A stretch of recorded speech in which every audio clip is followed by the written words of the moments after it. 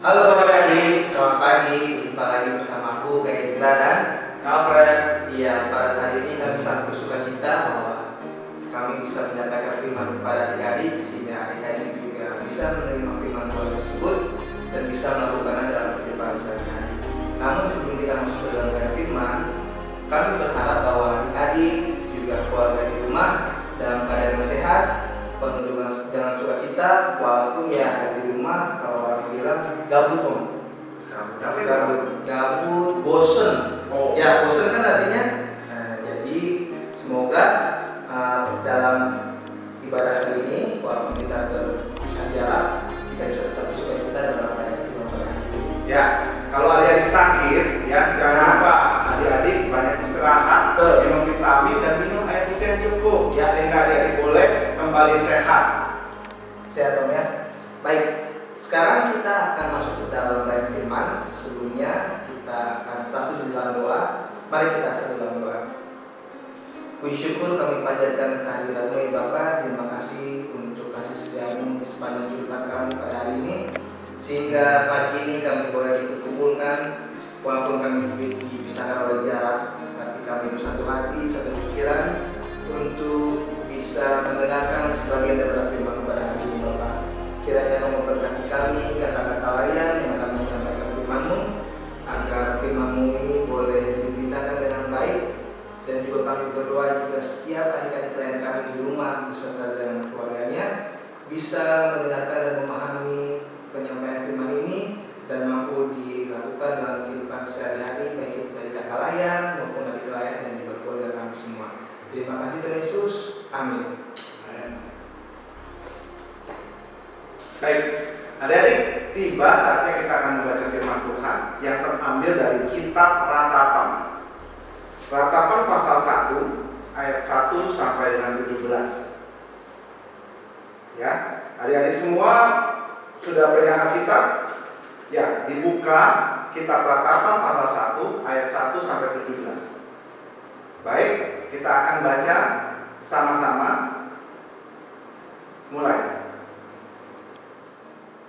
Nah, adik-adik sudah baca kan? Dari Ratapan 1 ayat 1 sampai 17. Baik, kita akan bahas sama-sama apa yang dilukiskan di dalam kitab Ratapan ini. Ya, kitab Ratapan ini menggambarkan keadaan Yerusalem ya pada saat itu, di mana penulis melukiskan bahwa Yerusalem itu sangat terpencil, sangat menyedihkan, ya, karena Yerusalem telah diambil alih oleh tentara Babel. Ini kejadiannya ada di sekitar tahun 586 sebelum Masehi. Yerusalem itu sebelumnya adalah kota yang sangat ramai dan kota yang benar-benar megah di antara kota-kota yang lain yang ada di sana pada saat itu. Kenapa terjadi hal demikian? Adik-adik, di dalam Yeremia pasal 1 ayat 16, mari adik dibuka. Kitab Yeremia pasal 1 ayat 16. Dikatakan, maka aku akan menjatuhkan hukumanku atas mereka karena segala kejahatan mereka, sebab mereka telah meninggalkan aku dengan membakar korban kepada Allah lain dan sujud menyembah kepada buatan tangannya sendiri. Yerusalem yang didiami bangsa Yehuda, kenapa menjadi hancur? Kenapa menjadi terbelakang? Kenapa menjadi terpencil dari kota-kota yang lain? Ya, kenapa bisa ditawan oleh tentara Babel? Karena mereka menduakan Tuhan. Dikatakan bahwa mereka menyembah Allah yang lain. Mereka memberikan korban kepada Allah yang lain. Sehingga apa yang dahulu jaya akhirnya menjadi musnah. Kenapa? Karena menduakan Tuhan.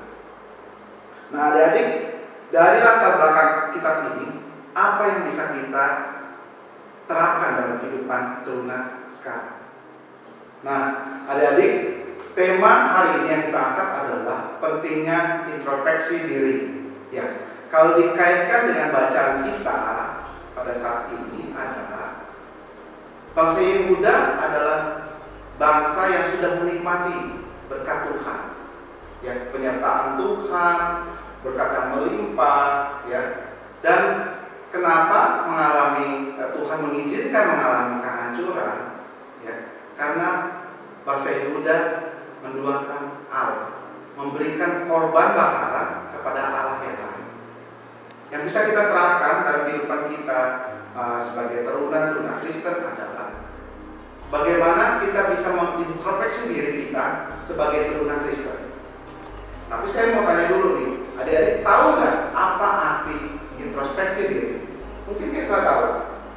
Kalau buat aku sih ya Kak, introspeksi diri itu seperti kita menyadari atas apa yang sudah kita lakukan, kita pikirkan, bahwa kita katakan kepada sekeliling kita yang secara tidak langsung maupun langsung, ya semuanya itu kemudian berpengaruh ke sekeliling kita kan.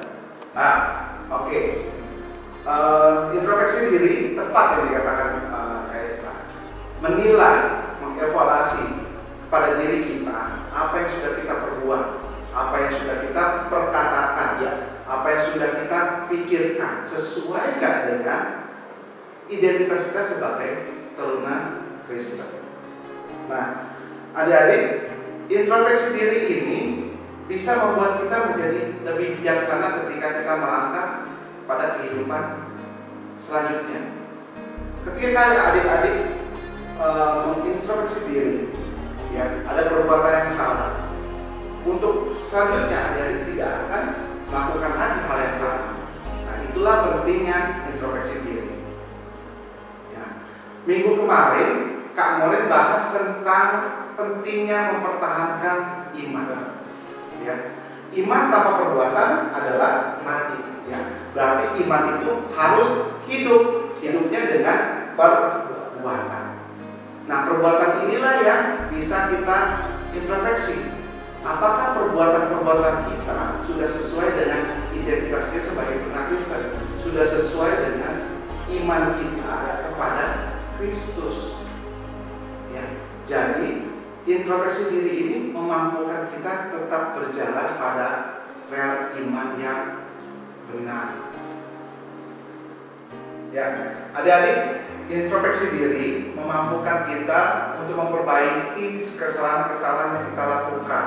Ya, baik itu kita salah berkata, mungkin kita tidak sengaja menyakiti hati orang lain, ya. Tidak sengaja membuat orang tua kita menjadi sedih, ya. Tidak sengaja kita membuat orang lain menjadi gundah karena perkataan kita, ya. Nah, ini memampukan kita untuk memperbaiki. Nah, untuk selanjutnya Kaisra, kita tidak akan melakukan itu. Ya, itulah pentingnya introspeksi diri. Nah, ada lagi, misal ini. Ketika kita mengatakan bahwa kita teruna Kristen, ya, tapi ketika ujian kita nyontek. Nah, apakah itu disebut teruna Kristen? Ya, padahal kan Tuhan sudah memberikan akal budi, kepintaran, dan kemampuan kita untuk belajar. Tapi kita masih menduakan Tuhan dengan kita menyontek. Nah, pentingnya introspeksi diri memampukan kita adalah, oh iya, itu tidak sesuai dengan firman Tuhan, jadi kita tidak akan melakukannya. Banyak contoh-contoh dalam kehidupan kita, ya. Misalnya ada Kaisra, adik-adik sudah diberikan uang jajan, ya uang jajan dari orang tua. Mungkin ada yang 100.000, ada yang 50.000, ada yang 10.000, ya. Tapi saat kita jajan, kita masih berbuat curang. Misalnya makan 2, tapi bayarnya 1. Curang nggak ada? Nah, menduakan Tuhan bukan hanya kita menyembah pada Allah lain, tapi tidak melakukan firman Tuhan dalam kehidupan kita, itu juga disebut menduakan Tuhan. Kenapa? Tuhan itu setia. Dia ingin anak-anaknya juga setia kayak Esta. Jadi setia pada Tuhan dengan berjalan dalam iman yang benar. Ya, tadi kan dibilang kayak Esta, iman tanpa perbuatan adalah mati. Berarti harus hidup. Hidupnya apa? Hidup di dalam perbuatan-perbuatan yang benar sesuai dengan iman kepada Kristus. Nah, adik-adik, firman Tuhan telah kita dengarkan. Ya, biarlah kita belajar menjadi teruna-teruna yang setia. Karena Allah kita di dalam Kristus adalah Allah yang setia. Dia menghendaki kita pun setia kepadanya. kepadanya. Dalam segala perbuatan, perkataan kita, ya, pikiran kita, biarlah kita mencerminkan sebagai teruna Kristen. Dan introspeksi diri memampukan kita, ya, tetap berjalan di dalam real iman yang benar. Mungkin kayak saja yang menambahkan. Ya, adik-adik, kita melihat bahwa situasi saat ini ada wabah COVID-19 atau orang bisa bilang virus corona kan. Namun ketika kita sangkut dengan bagaimana kita harus introspeksi diri kita, berarti kita lihat dari ketika wabah ini muncul, kita coba introspeksi diri kita. Mungkin ketika disoundingkan oleh pemerintah bahwa kita di rumah aja, gitu kan. Akhirnya kita semua adik-adik harus di rumah berkumpul bersama dengan keluarga. Jadi ini seperti apa ya? Membangun kembali relasi dengan keluarga, komunikasi dengan keluarga. Ya, sehingga kita jangan dulu deh. Ya, coba rawat keluarga kita kan. Seperti terus juga berserah pada Tuhan bahwa virus ini sangat kecil dan kita tidak tahu apakah dia ada di dalam tubuh kita atau di luar tubuh kita, dan kita tidak tahu, ya.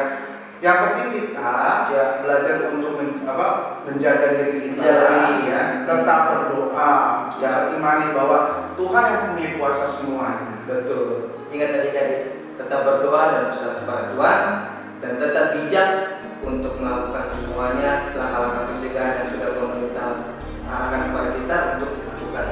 Seperti itu katanya. Ya, baik adik-adik, kita akan menutup firman Tuhan pada pagi hari ini dengan kita bersatu di dalam doa. Kita berdoa. Tuhan Yesus, terima kasih untuk setiap firman Tuhan yang boleh kami dengar pada pagi hari ini, di mana kami boleh diingatkan bahwa pentingnya introspeksi diri kami sebagai anak-anak Tuhan, terlebih sebagai teruna Kristen, di mana kami boleh melihat ke dalam diri kami masing-masing. Apakah perbuatan-perbuatan kami, perkataan-perkataan kami, pikiran-pikiran kami sudah sesuai dengan firman Tuhan? Dan biarlah kami menjadi teruna yang setia, teruna yang takut akan Tuhan. Karena Allah yang kami percaya di dalam Kristus Yesus adalah Allah yang setia, sehingga kami juga harus meresponi sebagai teruna-teruna yang setia. Terima kasih Tuhan untuk firman-Mu. Biarlah kami boleh diberkati dengan kesehatan, kekuatan, dan keluarga kami boleh semakin dipererat dengan kasih Tuhan, dengan segala hal yang boleh terjadi pada saat ini. Biarlah Tuhan boleh memberkati kami dalam setiap langkah kehidupan kami. Hanya di dalam nama Yesus Kristus kami berdoa dan menyerahkan semuanya. Amin. Amin.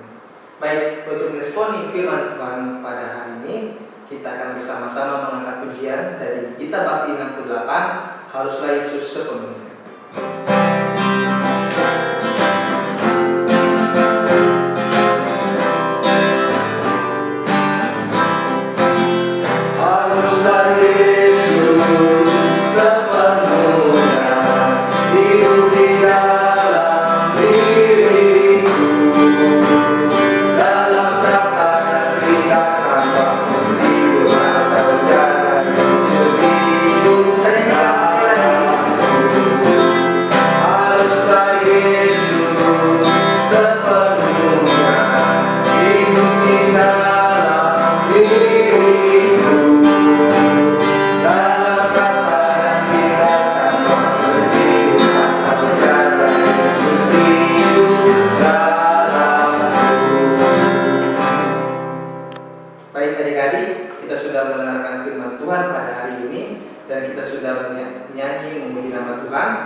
Dan semoga itu semua bisa semakin menguatkan iman kita kepada Tuhan, dan apa yang difirmankan tadi boleh kita laksanakan dalam kehidupan kita sehari-hari. Aku Kaisra, Kapret, sampai bertemu di HPT minggu depan.